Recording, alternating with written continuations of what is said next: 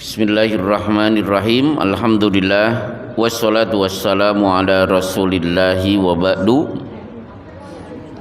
Kembali kita hadiri majelis ilmu, majelis kitab Al-Kabair yang sebelumnya sempat 2 kali dipindah pada Isya, tapi karena kekuatan netizen akhirnya kembali lagi. Baik, jadi alhamdulillah kita kembali kajian ba'da maghrib. Sebagaimana 25 tahun saya di Bekasi, memang kajian di sana kurang laku kalau diadakan ba'da Isya. Masyarakat Bekasi lebih nyaman ba'da maghrib, setelah itu ba'da Isya mereka duduk santai di rumah. Baik, hari ini kita masuk Al-Kabiratu Al-Hadiyatu wal Ishrun, dosa besar nomor urut 21, Qadful Muhsanat Al-Mu'minat Al-Ghafilat, menuduh zina kepada wanita mukminah di mana secara pakaian, secara tutur kata, pergaulan dan akhlak tidak mungkin, tidak masuk akal kalau wanita itu melakukan perbuatan zina. Baik, berkenaan dengan tuduhan zina, perlu diketahui bahwa dosa zina, kasus perzinahan dengan kasus pembunuhan misalnya, itu beda penanganan. Dalam Islam, kalau ada kasus pembunuhan, pembunuh ditangkap dan polisi akan meneliti lebih lanjut apakah mungkin ada pelaku lain. Motivasinya kenapa dia membunuh? Membunuhnya disengaja atau tidak? Dia dibantu tidak oleh orang lain? Itu kasus pembunuhan. Tapi kalau kasus perzinahan, Islam tidak seperti itu. Contoh misalnya, Ma'is bin Malik datang menghadap Rasulullah, "Ya Rasulullah, inni zanaitu fa'aqimhu alayya." Saya berzina ya Rasulullah, tolong saya dirajam. Ternyata tidak ditanggapi oleh Rasulullah, malah Rasulullah menghadap ke arah lain. Begitu Rasulullah menghadap ke arah lain, Ma'is bin Malik muter duduk di depan Rasulullah. "Saestu ya Rasulullah, inni zanaitu fa'aqimu alayya." Saya berzina, tolong segera dirajam. Rasulullah malah muter lagi sampai 4 kali muter. Berarti Rasulullah tidak terlalu mendakapi serius laporan perzinahan. Meskipun akhirnya Rasulullah menerima laporan itu, tapi Rasulullah meminta para sahabat tolong dialog dengan Ma'is bin Malik, dia waras atau tidak. Jangan-jangan pengakuannya itu timbul karena stres. Jadi prosedurnya sangat panjang. Itu pun setelah Rasulullah berdialog, bertanya kepada Ma'is bin Malik, dan akhirnya Rasulullah yakin seyakin-yakinnya zina itu betul-betul dia lakukan, dan akhirnya dirajam. Rasulullah tidak bertanya, "Wanita yang kamu zinai siapa? Biar dia ikut dirajam bersama engkau." Oh enggak, cukup Ma'is bin Malik, khusus wanita itu biarkan dia mengaku. Kalau dia tidak mengaku, biar urusannya nanti pada hari kiamat. Sama dengan wanita Juhainah, "Ya Rasulullah, inni zanaitu fa'aqimu alayya." Perut saya hamil, bukti saya berzina, tolong saya dirajam. Betul, akhirnya dirajam. Tapi Rasulullah tidak bertanya, "Laki-laki yang membuat kamu hamil siapa? Biar adil, kalau kamu dirajam, dia juga harus dirajam." Ternyata Rasulullah tidak bertanya. Jadi zina itu tidak seperti kasus pembunuhan. Umar bin Khattab kedatangan 4 laki-laki. Ya Amirul Mukminin, kami berempat melaporkan si A dan si B berzina. Umar bin Khattab bertanya, yakin, mantap, melaporkan si A dan si B betul-betul berzina. Mungkin kalau bahasa masaran monggo di penggalih rumien. Ternyata si A kemudian mikir-mikir, tadi zina enggak ya? Wahai Amirul Mukminin, saya cabut laporan. Umar bin Khattab pun bertanya kepada B, C, D, masih yakin melaporkan? Masih. Justru 3 orang ini akhirnya didera 80 kali.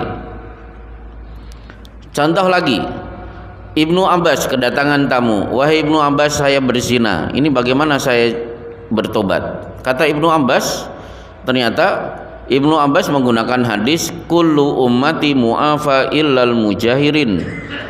Umatku pasti akan diampuni dosanya kecuali kalau dia ngomong-ngomong. Maka kalau dia melakukan perbuatan dosa, belum ada orang lain tahu, lebih baik mulut diam, segera bertobat, menambah amal-amal solih. Jadi Ibnu Abbas tidak melaporkan orang itu kepada penegak hukum, karena Ibnu Abbas statusnya bukan pejabat, statusnya murni ulama.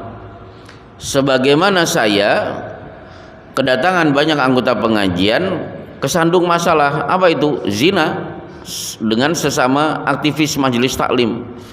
Coba bisa Bapak bayangkan, jenggotnya panjang, kemana-mana pakai baju koko, ternyata bisa berzina juga.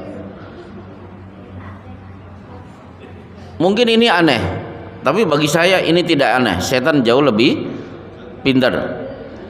Maka saya tanya, istri Anda tahu? Belum. Jangan sampai ada yang tahu. Anda ngomong dengan saya ini sudah terlanjur. Jangan coba-coba membicarakan kasus ini kepada orang lain. Kepada saya itu sudah pertama dan terakhir. Pulang, sholat 2 rakaat, bertobat, kalau bisa membaca istighfar 100 kali. Setelah itu tingkatkan ibadah untuk menyaingi dosa yang sudah Anda lakukan. Alhamdulillah, nama baik orang itu terjaga sampai hari ini. Baik, ini mukadimah. Jadi hari ini kita membahas dosa besar menuduh wanita mukminah, wanita baik-baik, pakaiannya tertutup, pergaulannya terjaga, teganian kita tuduh dengan kasus perzinahan. Baik, masalah kedua, wanita mukminah ini aset. Wanita mukminah atau wanita solihah itu aset.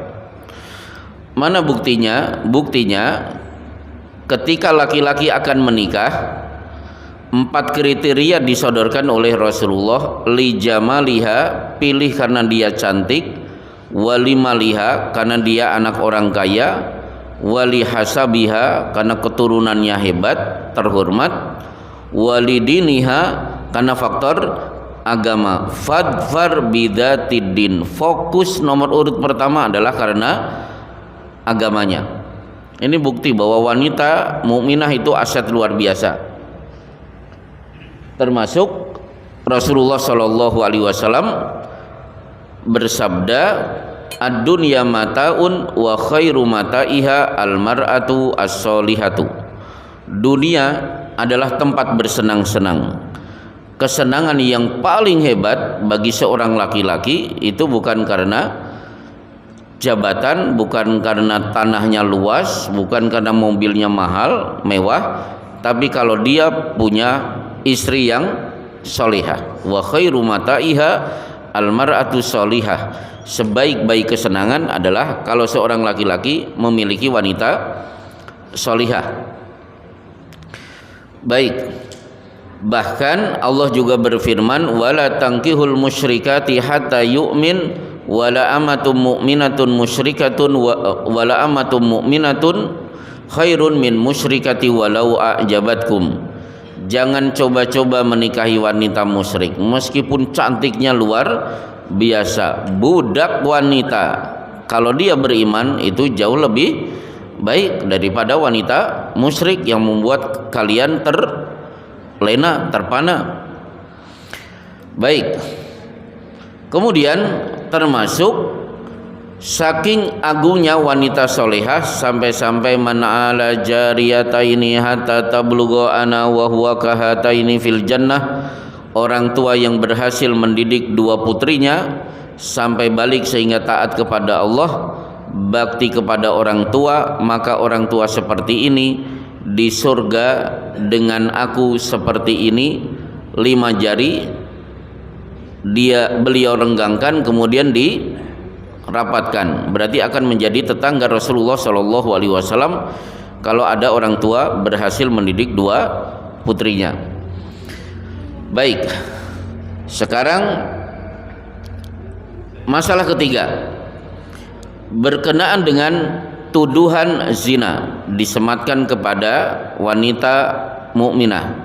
Maka sebenarnya kalau kita buka hadis, ada dua wanita, dia wanita baik-baik dituduh melakukan zina, tapi sebenarnya ada dua laki-laki yang juga kena tuduhan seperti itu. Kalau untuk laki-laki siapa? Yusuf. Dia dirayu Zulaiha, qalat hai talak. Hai talak ini kalimat rayuan yang sangat maut. Saya kurang bisa menerjemahkan ke dalam bahasa Indonesia. Hai talak itu kata-kata yang apa namanya? Ya, rayuan maut dari seorang wanita. Apa tanggapan Yusuf? Qala ma'adallah, aku takut kepada Allah. Innahu rabbi ahsana mathwai, suamimu selama ini sudah memelihara aku dengan baik, masa aku harus berkhianat kepada suamimu?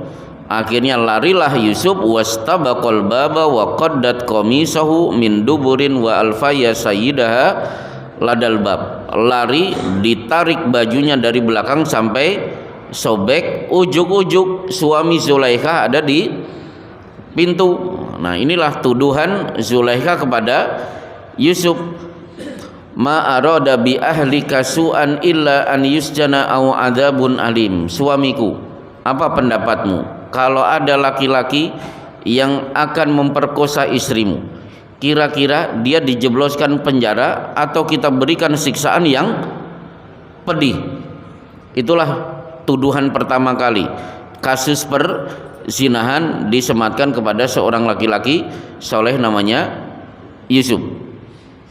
Kasus kedua ini di hadis yang ada di kitab Riyadhus Shalihin di bab anjuran bersikap lemah lembut kepada orang-orang miskin. Kisah Jurej, seorang ahli ibadah dituduh berzina oleh seorang pelacur sampai akhirnya hamil. Begitu bayi lahir, si pelacur mengumumkan ini hasil hubunganku dengan Jurej, hingga akhirnya Jurej pun kemudian dipukuli sampai babak belur, rumahnya diratakan dengan tanah.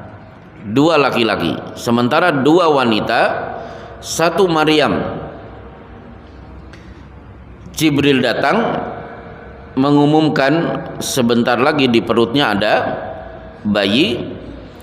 Maka Maryam menjawab, anna yakunu li waladun walam yamsasni basyarun walam aku bagiya. Bagaimana mungkin aku punya anak? Aku belum pernah mengadakan hubungan badan yang diikat dengan pernikahan, dan aku juga bukan pelacur. Akhirnya Allah sudah berkehendak Maryam harus hamil. Begitu bayi digendong, maka orang-orang Yahudi berkata, ya ukhta Harun, makana abuki mra'asaw wa makanat ummuki bagiya. Maryam, bapakmu bukan penjahat, ibumu bukan pelacur, bisa-bisanya kamu punya anak. Ini kan sebenarnya tuduhan Maryam telah melakukan perzinahan. Ini yang pertama. Yang kedua adalah korbannya Aisyah radhiyallahu anha. Kisahnya membentang cukup panjang di surat An-Nur. Baik. Sekarang kita ceritakan kisah Aisyah. Kenapa Aisyah bisa dituduh melakukan perzinahan? Jadi begini, Aisyah ini tidak punya kalung. Setiap akan pergi jauh bersama Rasulullah, Aisyah selalu pinjam kalung kepada kakaknya. Siapa? Asma binti Abu Bakar. Dari kalung ini akhirnya datanglah masalah. Dua masalah menimpa Aisyah gara-gara kalung. Tapi karena kalung itu juga hikmahnya luar biasa. Baik. Yang pertama, pada perang Banu Mustalik, Aisyah radhiyallahu anha ikut perang bersama Rasulullah. Ternyata Aisyah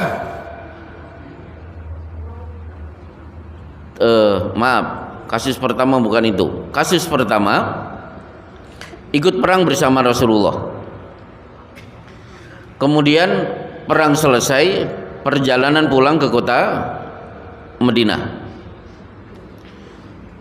Rasulullah Shallallahu Alaihi Wasallam memberi instruksi kepada seluruh pasukan, tolong istirahat, jangan lama-lama.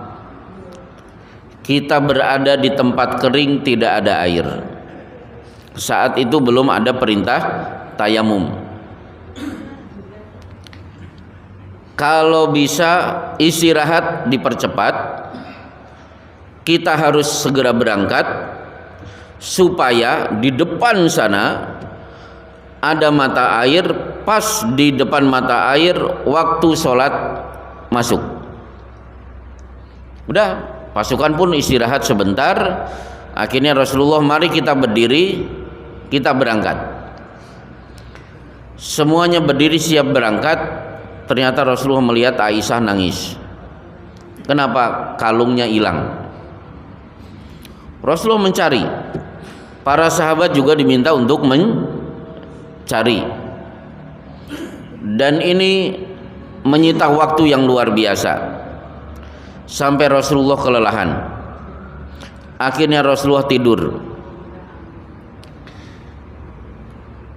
Karena tidur inilah hingga akhirnya waktu sholat duhur sudah masuk.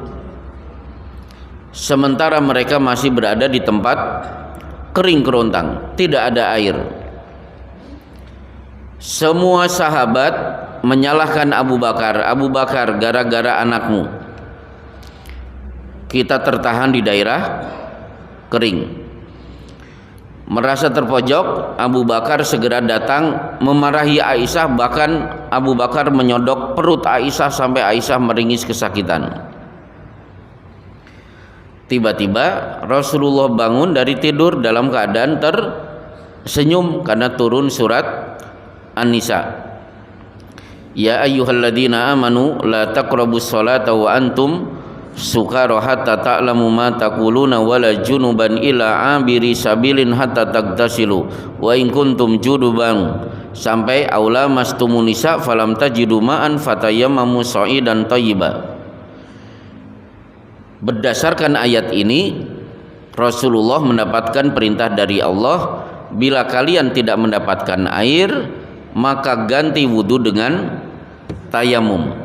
Situasi yang tadinya Aisyah terpojok, tiba-tiba Aisyah melambung tinggi namanya. Semua sahabat mendatangi Abu Bakar dan mengatakan, wahai Abu Bakar, tidak ada keluarga yang paling mendatangkan keberkahan kecuali keluargamu. Betul, Aisyah bikin marah tadi gara-gara kalungnya. Justru di tempat kering ini kita mendapatkan ayat perintah tayamum untuk pertama kali. Akhirnya para sahabat tayamum, kemudian sholat. Rupanya ketika Aisyah berdiri, ternyata kalung dari tadi diduduki Aisyah radhiyallahu anha. Selesai masalah kalung pertama. Kasus kedua, Aisyah ikut perang lagi pada perang Banu Mustalik. Ternyata Aisyah tidak naik onta, tidak naik kuda, tapi naik tandu seperti Pangeran Jenderal Sudirman, ditandu oleh 4 orang. Baik, perang Banu Mustalik selesai, pasukan bergerak menuju kota Madinah untuk pulang. Di tengah perjalanan ternyata para sahabat mengeluh capek. Oleh Rasulullah dilayani, mari kita istirahat. Di sela-sela istirahat itulah Aisyah minta izin kepada Rasulullah untuk buang air besar. Maka Aisyah pergi menjauh sampai diyakini tidak terlihat oleh para sahabat buang air besar. Begitu urusan selesai, lagi-lagi Aisyah kesandung masalah, kalungnya hilang. Nah, ketika kalungnya hilang, tidak segera kembali ke pasukan yang tadi istirahat, sementara Rasulullah memberi instruksi istirahat dinyatakan sudah selesai, ayo berdiri kita lanjutkan perjalanan menuju Madinah. 4 orang yang menandu Aisyah tidak tahu kalau Aisyah belum masuk. Mereka berdiri berjalan, tidak ada problem karena mengira Aisyah sudah ada di dalam. Disimpulkan para ulama, berarti Aisyah itu tubuhnya langsing, jadi tidak tahu kalau di dalamnya belum ada orang. Pergilah pasukan hingga akhirnya tiba di kota Madinah. Tiba-tiba Aisyah datang ke TKP, bingung, kok pasukan sudah tidak ada. Akhirnya Aisyah pun menangis. Saking lamanya menangis, Aisyah pun capek kemudian ketiduran. Rupanya Rasulullah memberi tugas kepada Sufwan bin Mu'attal sebagai tim sapu bersih. Barangkali ada yang ketinggalan, barangkali ada barang-barang yang belum dibawa. Dari kejauhan Sufwan bin Mu'attal melihat ada benda berwarna hitam, didekati ternyata Aisyah. Saat itu Sufwan yang menuntun unta mengucapkan inna lillahi wa inna ilaihi rajiun, satu kalimat yang membuat Aisyah terbangun. Begitu Aisyah terbangun oleh Sufwan bin Mu'attal, unta diminta duduk. Sufwan segera berdiri di depan unta. Aisyah paham, akhirnya naik unta. Berjalanlah unta beserta Sufwan bin Mu'attal di depan dari TKP menuju Madinah tanpa ada satupun obrolan, hanya ucapan innalillahi wa inna ilaihi rajiun. Begitu tiba di kota Madinah, yang melihat pertama kali tokoh munafik nomor 1 Abdullah bin Ubay langsung digoreng, karena wa iyaqulu tasma' liqaulihim ka'annahum khusyubun musannada. Mereka orang munafik kalau sudah ngomong pandai mengemas isu sehingga menarik, hingga akhirnya terjadilah kegemparan di kota Madinah. Aisyah ada apa-apa dengan Sufwan bin Mu'attal. Padahal bapak-bapak, Sufwan bin Mu'attal hanya mengucapkan innalillahi wa inna ilaihi rajiun, cukup itu saja. Sufwan segera meminta unta turun. Sufwan segera berdiri di depan unta. Aisyah naik kemudian berjalan tanpa ada obrolan. Kalau Aisyahnya bukan Aisyah istri Rasulullah, Aisyahnya orang Karangpelem atau Rejowinangun, Sufwan bin Mu'attalnya orang Kerikilan, wah itu pasti terjadi obrolan. Mbak Aisyah kepiye toh Mas? Akhirnya ditanya, lah nggak tahu itu Mas. Wah, akhirnya terjadi obrolan yang menarik. Pasti akan viral. Dan orang munafik itu jagonya memviralkan satu kasus. Baik, akhirnya pinternya memviralkan isu ini. 3 orang sahabat percaya bahwa zina dilakukan oleh Aisyah. Padahal 3 orang ini bukan orang sembarangan. 1, Hasan bin Sabit, penyair kebanggaan Rasulullah Shallallahu Alaihi Wasallam.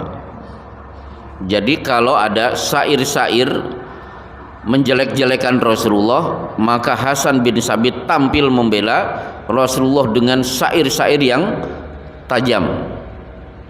Yang kedua siapa? Hamnah binti Jahsy. Kalau ada ustadz membahas bab haid, hadis riwayat Hamnah binti Jahsy pasti dicantumkan. Yang ketiga, ya Allah, lupa mendadak.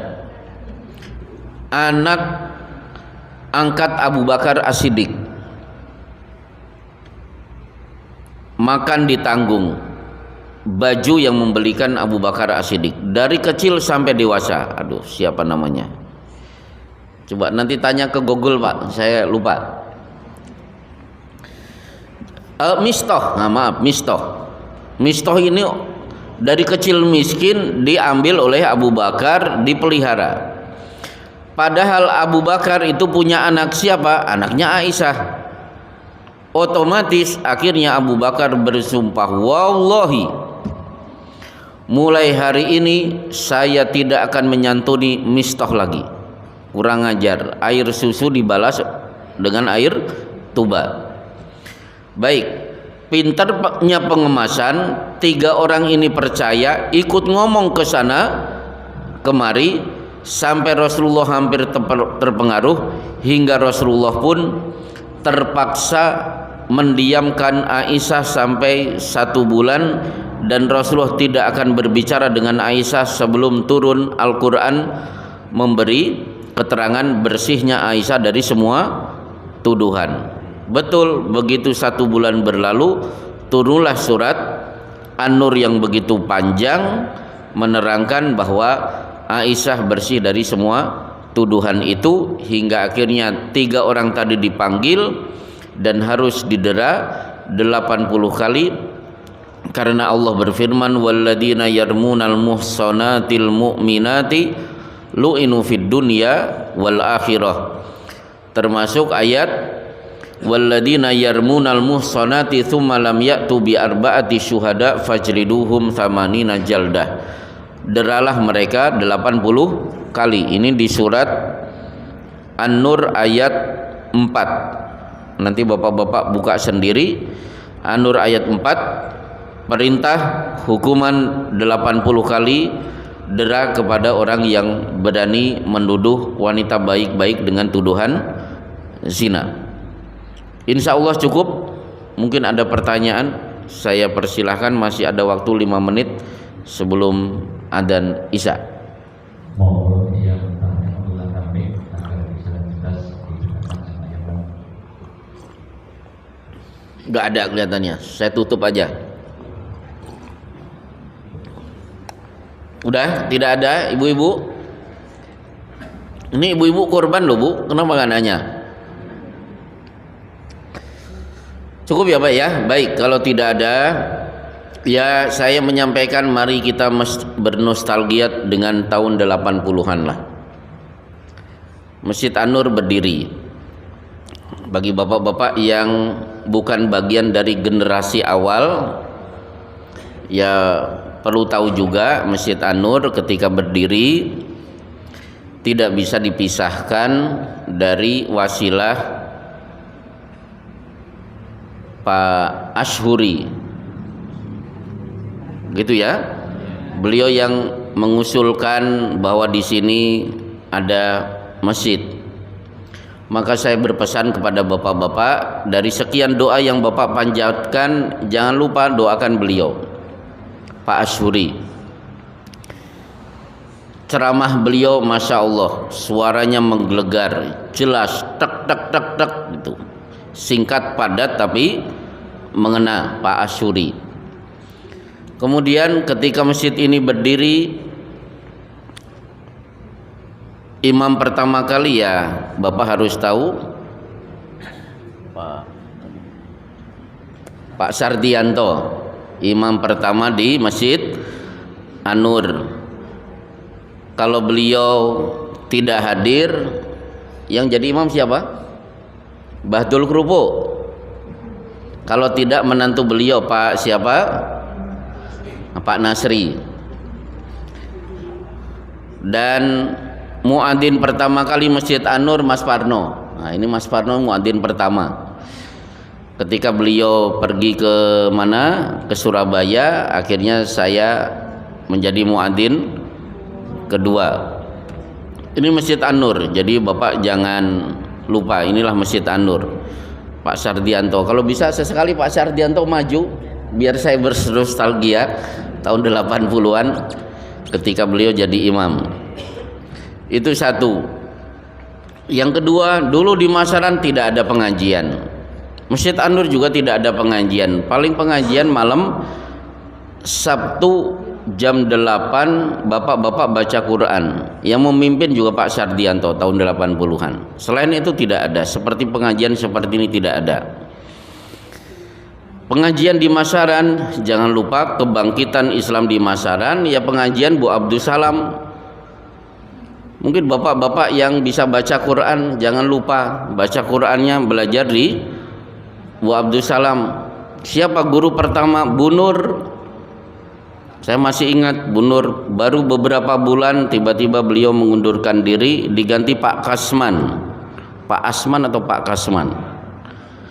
Baru beberapa bulan alhamdulillah diganti Pak Alex Zaini Tarman. Masya Allah, dari beliaulah saya pertama kali bisa membaca Quran. Kalau tidak salah 5 atau 6 tahun beliau mengajar kita. Hingga akhirnya karena kesibukan Pak Tarman izin digantikan remaja Islam masjid. Dulu ada Pak Ranto, ada Pak Manto, ada Pak Romli dan lain sebagainya. Hingga akhirnya ada kajian forum paket Ramadan dari Ustadz Muhammad Bilal. Dari situlah akhirnya muncul kajian-kajian yang datang dari berbagai daerah. Maka jangan lupa yang bisa baca Quran di Bu Abdus Salam, jangan lupa doakan Pak Abdus Salam, Allahu yarham, dan Bu Abdus Salam. Jangan lupa, bagaimanapun sebelum ada pengajian di mana-mana ya pengajian di Bu Abdus Salam, hingga akhirnya Islam tambah meriah ketika berdiri Balai Muhammadiyah sampai hari ini. Jadi ini sekedar histori lah. Maka sekedar bocoran buat bapak-bapak, dari sekian doa yang saya panjatkan, saya tidak lupa sampai hari ini mendoakan Pak Abdus Salam, Bu Abdus Salam, Pak Ashuri, Pak Mawardi. Saya doakan pokoknya siapa yang pernah memberikan andil bagi Masjid An-Nur dan kemaslahatan bagi kaum muslimin di Masaran. Cukup insya Allah. Oh ya, apa? Ini terkait dengan masjid yang baru dulu ini sedikit saya cerita. Iya, kenapa itu? Tentang sakuman waktu dulu kecil. Dulu waktu SD itu dulu kecil. Oh iya, kenapa itu? Dulu saat waktu SD itu hampir tiap malam itu tidur di sini sama saya. Dan kecuali kalau acara bukan sepak bola, beliau nggak tidur di masjid. Beliau luar biasa, hampir setiap hari Senin Kamis beliau puasa itu nggak pernah berhenti, nggak pernah makan sahur tentunya itu. Iya. Sampai saya masih ingat saat kalau penjenengan tidur sama saya, warna sarung saya sekarang saya masih ingat. Oh masih ingat? Sarung dan gaunnya saya masih ingat. Wah iya. Baik. Ya betul. Jadi saya biasa tidur di Masjid An-Nur. Dulu Mas Parno ketika hijrah, akhirnya saya tidur sendiri kecuali kalau malam Ahad. Yang etan lapangan pada tidur di sini. Termasuk yang setia itu Mas Slamet Cower. Itu sampai hari ini. Slamet Cower itu rekan partner saya tidur di Masjid An-Nur. Dan saya lupa lagi, tukang bakso dari Boyolali itu sering membangunkan kita jam 12 malam, ini ada sisa, ada bakso, sehingga saya sering mendoakan semoga ada sisa tiap hari. Baik, cukup ya Pak ya, waktu Isya sudah masuk.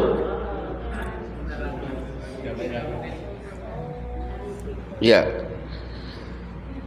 Jadi kalau saya ditanya guru terbaik saya siapa, tetap Pak Tarman nomor 1. Betul, saya sudah belajar ke ulama-ulama Timur Tengah, tapi bagi saya guru terbaik siapa yang mengenalkan huruf Arab pertama kali, Pak Alex Zaini Tarman.